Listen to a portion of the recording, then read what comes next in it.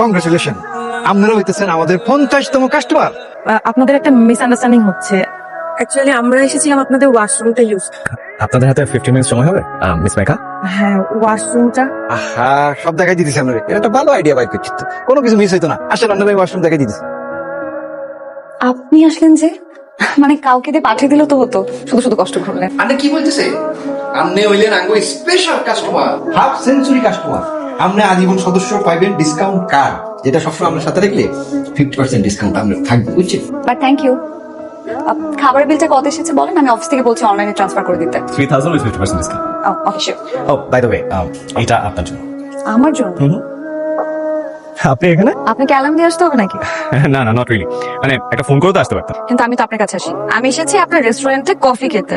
আপনার কাছে আসলে তো আপনাকে জানিয়ে আসতাম, আর তাছাড়াও তো আপনি আমাকে ডিসকাউন্ট কার্ড দিয়ে রেখেছেন। আপনাকে জানিয়ে আসলে কি হতো? কিছুই হতো না, মানে আমি একটু আগে চলে আসতাম আর কি। এলাম তো, দেখা তো হয়েই গেল। তাছাড়া এসে লাভও হতো না, কারণ আমি এখানে এসেছি একটু একা থাকার জন্য।